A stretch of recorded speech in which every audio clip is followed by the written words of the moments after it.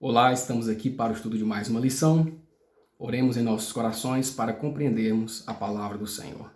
A lição dessa semana com o tema Lições da História de Israel. Israel passou por várias situações no deserto, onde Deus provou a fé daquele povo, onde Deus quis ensinar muitas lições àquele povo, e nós vamos aprender hoje aqui. Ora, tudo isso lhes sobreveio como figuras, e estão escritas para aviso nosso, para quem já são chegados os fins dos séculos. Então, tudo aquilo que aconteceu no passado são histórias verídicas, e tudo isso é para o nosso ensino, tudo isso é para o nosso aprendizado. A maneira como Deus tratava o seu povo e a maneira como esse povo correspondia a Deus, né? Então, nós devemos observar e aprender, tirar lições de toda lição da palavra de Deus, do que aconteceu na história de Israel. Também são lições para nós que vivemos nos últimos dias. Precisamos então ter esse aprendizado e praticarmos na nossa vida também. Hoje Satanás está usando a mesma astúcia para introduzir os mesmos males, e seus esforços produzem os mesmos resultados que colocaram tantos no túmulo nos dias de Israel.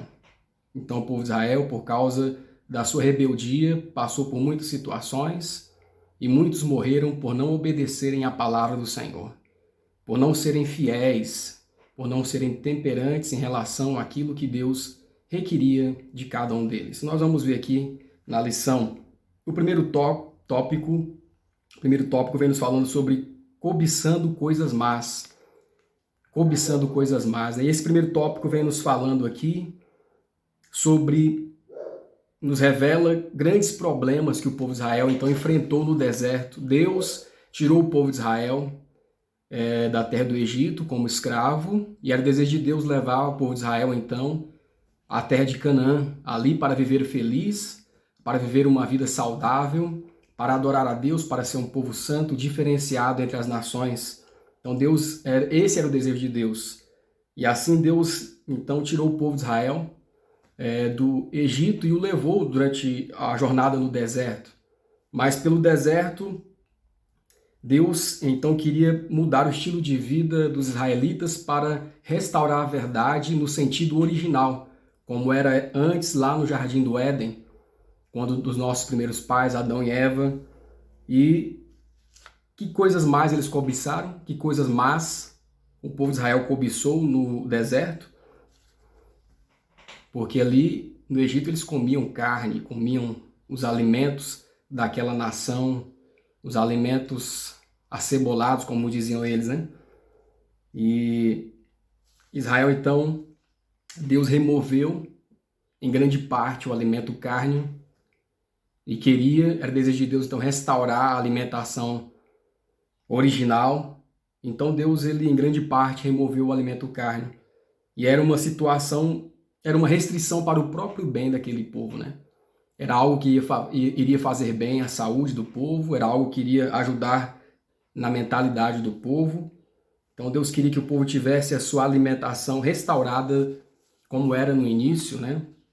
Então Deus removeu o alimento carne, por quê? Porque Deus desejava restaurar a verdade da alimentação.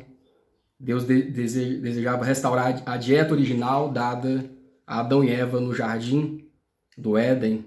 Então, a verdade deveria ser restabelecida e também em relação à alimentação, para que o povo tivesse boa saúde, para que o povo tivesse, então, clareza mental, para assim adorar a Deus de uma forma correta. E o povo de Deus deveria, então, praticar essa dieta original, se alimentar de alimentos saudáveis, alimentos da natureza, retirando o alimento carne, que é uma das causas de grandes doenças no mundo para a humanidade, né? E na dieta original, dada ao ser humano, não havia carne de alimentação como alimentação, mas o povo de Israel naquele momento começaram a ficar com raiva, porque Deus pediu a eles que restaurassem a questão da alimentação. Muitos ali se levantaram contra, começaram a cobiçar as coisas desse mundo. E quantas vezes nós também cobiçamos as coisas desse mundo, né? Alguns desejos, algumas práticas do passado estão sempre aos nossos olhos e nós acabamos não resistindo a essa cobiça das coisas más deste mundo nessa situação. E os filhos de Israel naquele tempo não foi diferente. Quando Deus retirou os filhos de Israel do Egito, pretendia estabelecê-los na terra de Canaã como um povo puro, feliz e saudável. O apetite pervertido devia ser adaptado a uma condição mais saudável, a fim de que pudessem aproveitar o alimento originalmente providenciado para o homem. Os frutos da terra que Deus havia dado a Adão e Eva, lá no Éden. Mas a verdade é que, no entanto, apesar das orientações de Deus, apesar da instrução divina, no meio do povo havia um populacho, no meio do povo haviam pessoas rebeldes que não concordavam com a palavra de Deus, pessoas rebeldes que não aceitavam seguir a palavra do Senhor. Então, o povo rebelde que estava dentro do povo de Deus não cria no plano divino para a restauração da alimentação e também não aceitava a orientação divina a respeito da alimentação saudável, da alimentação original, que era sem uso do carne, que é sem o uso da carne, né? Sem uso do alimento carne. E então, segundo a questão B, qual foi a rápida consequência da intemperância? As consequências, né, da intemperância, eles tiveram rapidamente ali, né?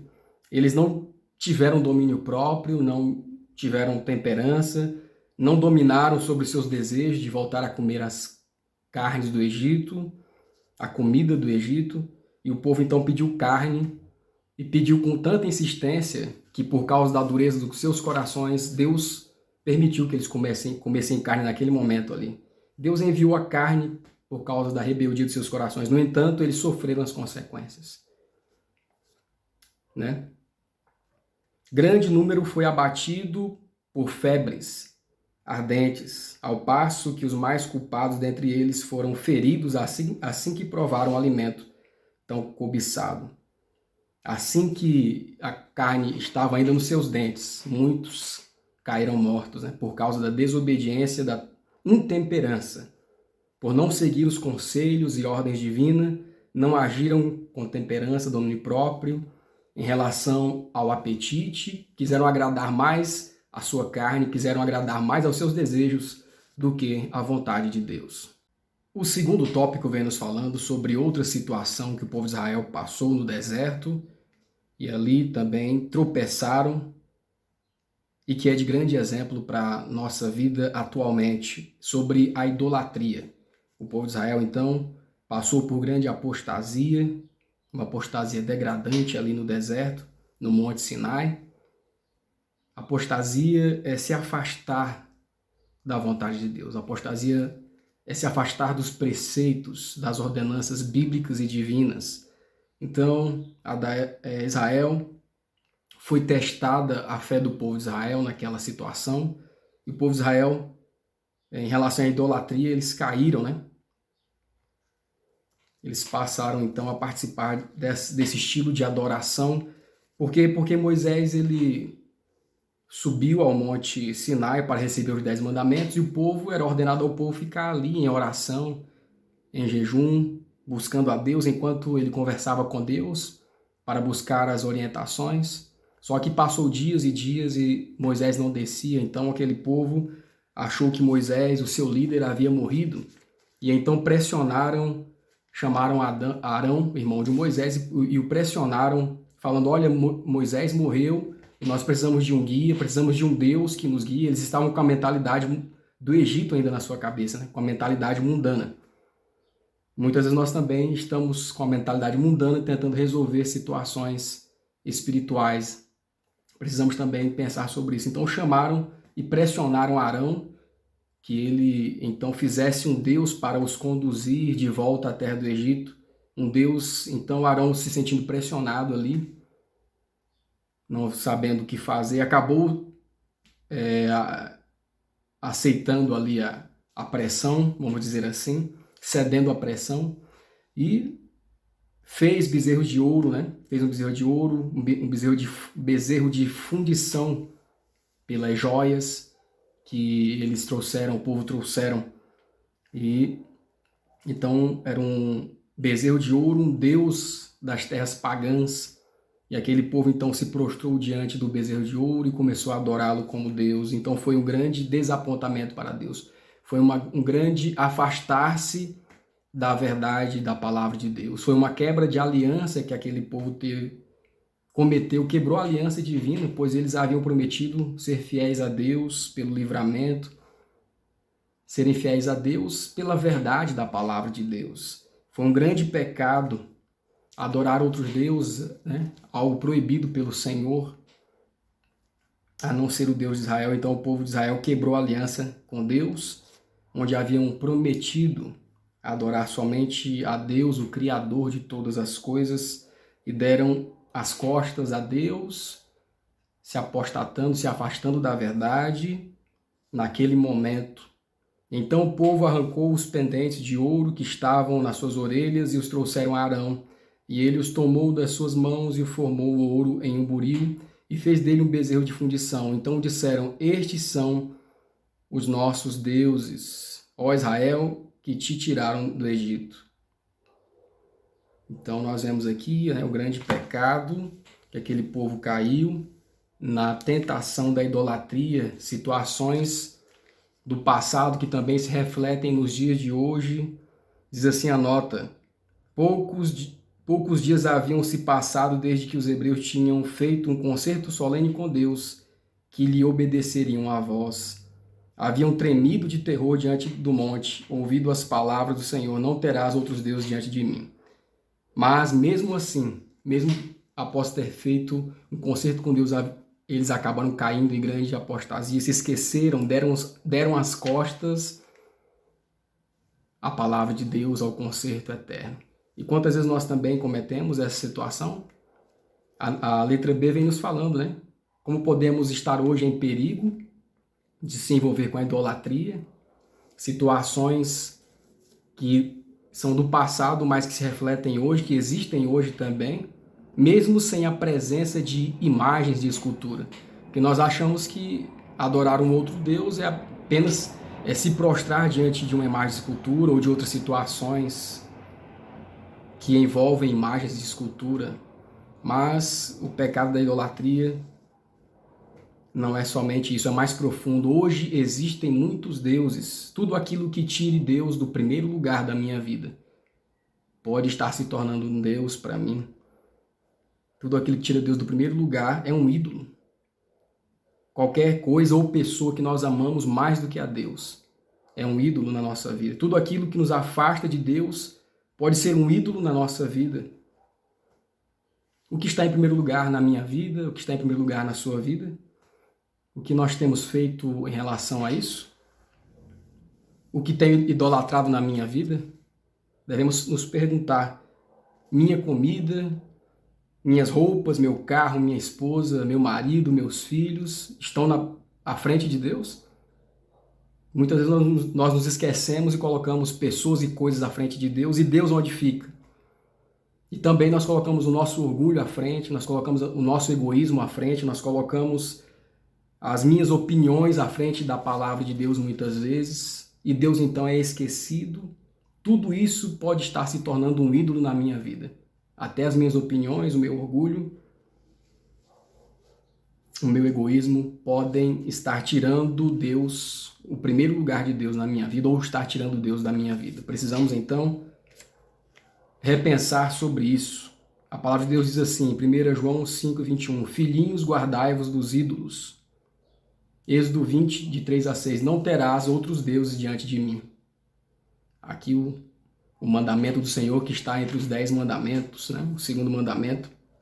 Então nós devemos repensar na nossa vida.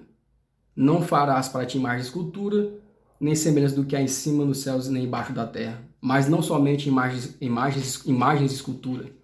Coisas e pessoas, situações podem estar tendo mais evidência na nossa vida, estar em primeiro lugar na nossa vida, enquanto Deus é esquecido. Precisamos tomar cuidado.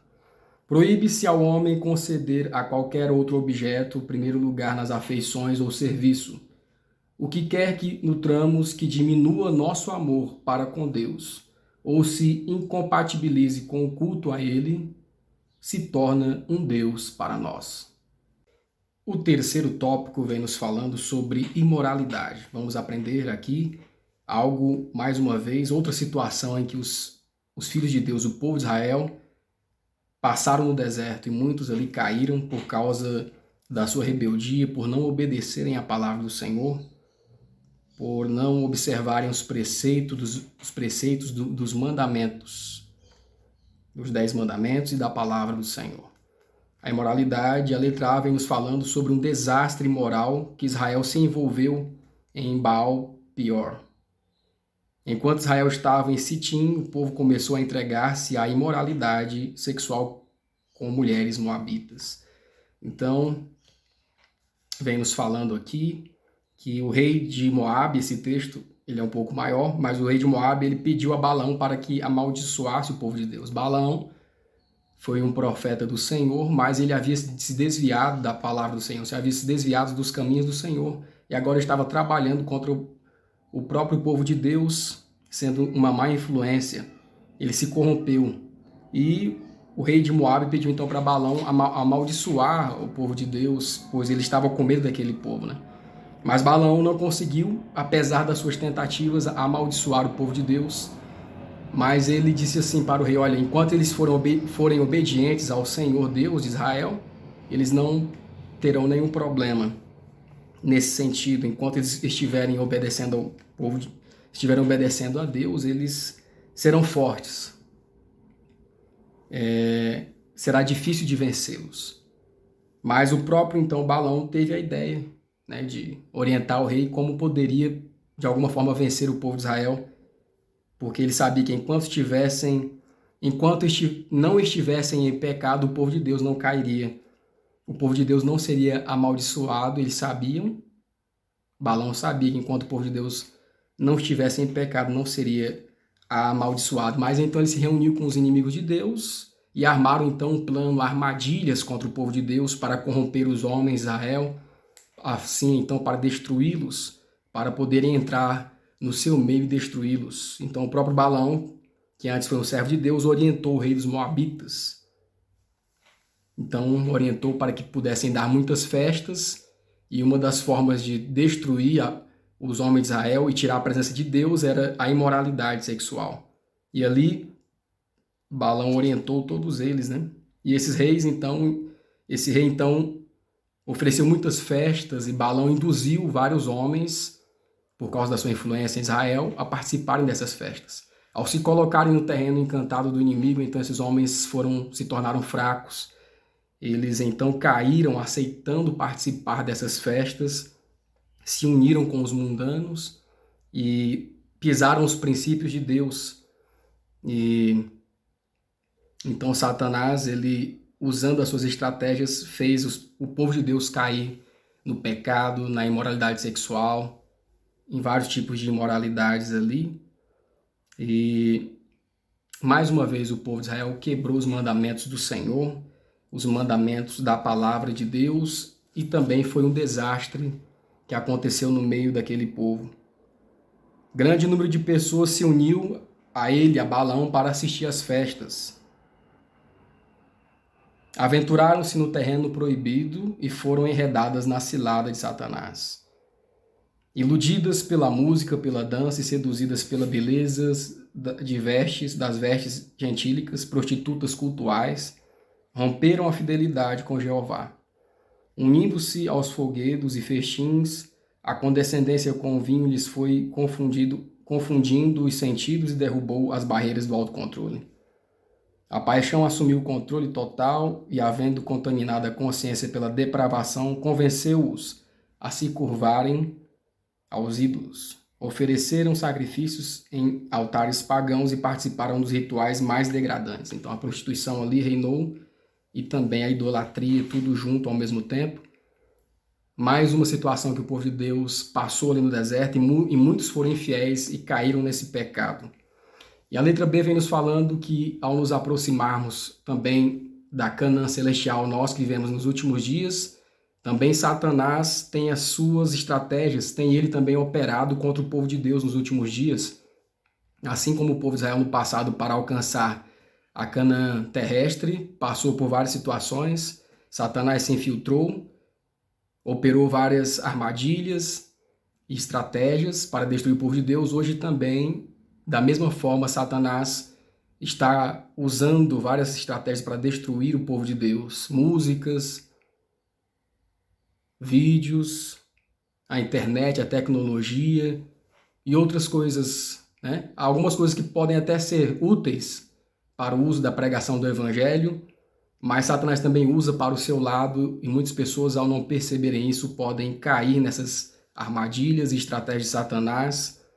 Satanás, então, está lançando as suas tentações com muita força e veemência, também para destruir os homens do Israel moderno, homens e mulheres que vivemos nesses últimos dias, para agradar ao Senhor, para pregar o Evangelho, mas podemos ser desviados do caminho, porque podemos ceder às tentações. Mas diz a palavra de Deus que não sobreveio sobre vós tentação, senão humana, 1 Coríntios 10, 11 a 13. Mas fiel é Deus, que não vos deixará tentar acima do que podeis. Antes, com a tentação dará também o escape para que possais suportar. Então, Satanás aqui, ele vai trazer estratégias, tentações, mas a palavra de Deus nos orienta a estarmos mais perto de Deus. Diz assim a nota: Satanás conhece bem o material com que ele tem lidado, com que tem de lidar no coração humano. Ele sabe, pois estudou com intensidade diabólica por milhares de anos. Então Satanás estudou o ser humano, né, como se fosse um psicólogo, para entender as reações do ser humano, para entender tudo sobre o ser humano, para pegar os pontos fracos de cada um. Onde ficam os pontos mais acessíveis de cada caráter, ele estudou sobre isso.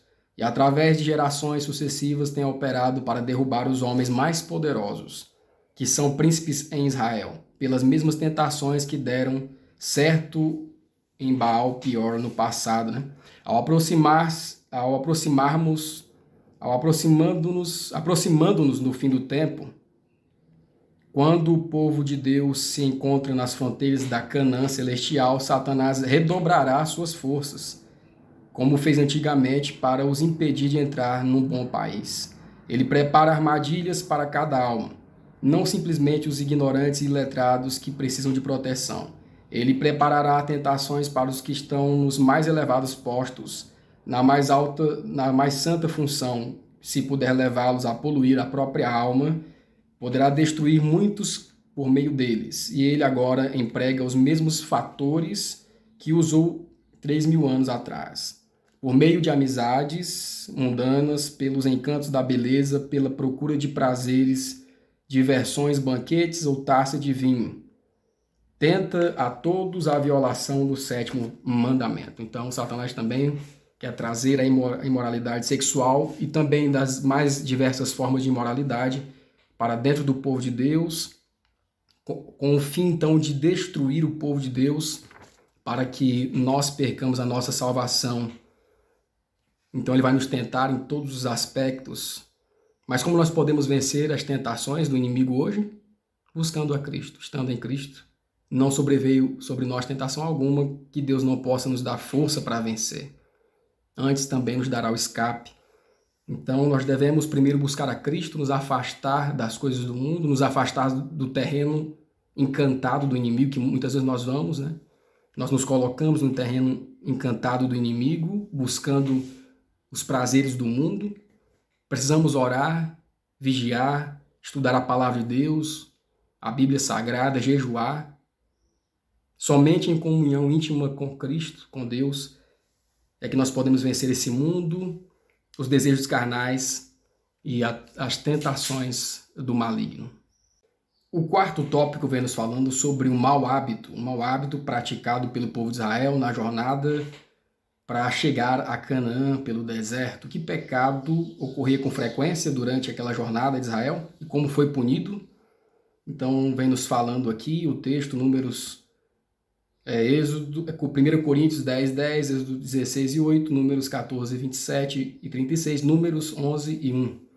E não murmureis, como também alguns deles murmuraram e pereceram pelo destruidor.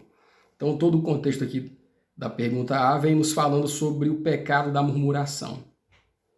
O povo de Israel murmurava contra seus líderes, murmurava contra Deus, murmurava por todas as situações, né, que aconteciam ali, mesmo Deus os tirando do Egito, mesmo Deus fazendo maravilhas e milagres no meio deles.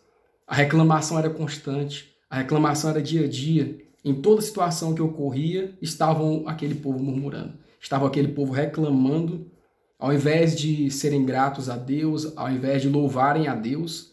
Na verdade, a murmuração estava crescendo nos seus lábios, nas suas mentes, em todas as situações. Então, eles estavam com esse péssimo hábito, o hábito da murmuração. E o hábito da murmuração paralisa o povo. Eles ficaram ali parados no deserto. Ao invés de serem gratos a Deus, eles estavam sendo reclamadores, né? Reclamões. E aconteceu que, queixando-se o povo, era mal aos ouvidos do Senhor. Números 11, verso 1. Porque o Senhor ouviu e a sua ira se acendeu. E o fogo do Senhor ardeu entre eles e consumiu os que estavam na última parte do arraial. Então Deus teve que punir aquele povo que vivia em constante reclamação e murmuração. Se tornaram murmuradores, então, o povo de Israel, mostrando a sua ingratidão para com Deus, mesmo diante de todos os benefícios e milagres. E vemos então que a murmuração é um pecado diante de Deus. Eles sofreram então as consequências pela sua murmuração, pela sua constante reclamação, mesmo depois de terem visto grandes milagres e prodígios do Senhor no seu meio, continuaram murmurando. Então Deus teve que fazer uma limpa naquele arraial, mandou fogo e consumiu a muitos, né? Ali, os mais culpados entre os murmuradores morreram vítimas de um relâmpago que partiu da nuvem. Então Deus teve que limpar o arraial daquele mau hábito, daquele péssimo costume de reclamar de Deus, de todas as situações, dos líderes, de tudo que acontecia. Aquele povo estava, então, em péssimo hábito. E nós hoje, será que como estamos? Como será que estamos vivendo em relação a esse hábito? Porque a maioria dos israelitas, ao deixar o Egito, não conseguiu entrar na Terra Prometida. Porque a maioria não entrou na Terra Prometida? A maioria do povo de Israel naquele tempo não entrou na Terra Prometida por causa da murmuração. A incredulidade que reinava também na sua vida. A murmuração é uma parte da incredulidade. Mostra que nós não temos fé na palavra de Deus, nos seus feitos. Nós não temos fé, não temos paciência. Então, por sua murmuração, por sua incredulidade, por sua falta de fé, isso os tirou, então, da Terra Prometida. Então, a maioria do povo não entrou na Terra Prometida por causa da sua murmuração, da sua incredulidade. Verso 19 de Hebreus 3. E vemos que não puderam entrar por causa da sua incredulidade. Então, aquele povo vivia em murmuração e ao viver em murmuração, não ter comunhão com Deus, a sua fé enfraqueceu, então eles se tornaram incrédulos. E hoje nós estamos também, nós que estamos lutando também para alcançar a Canaã celestial, podemos cair no mesmo erro de vivermos em constante reclamação, nesse péssimo hábito de murmuração, de reclamarmos de todas as situações.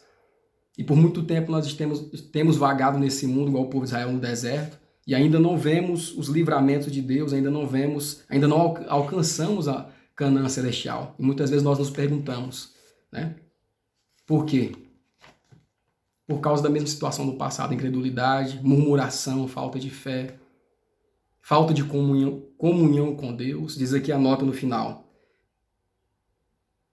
Por 40 anos, aqui da letra B, por 40 anos a incredulidade, a murmuração e a rebelião excluíram o antigo Israel da terra de Canaã. E o final da nota.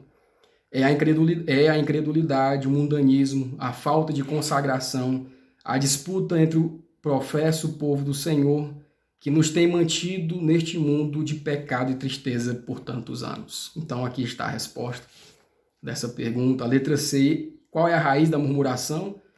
E como podemos vencê-la? Romanos 11, 20.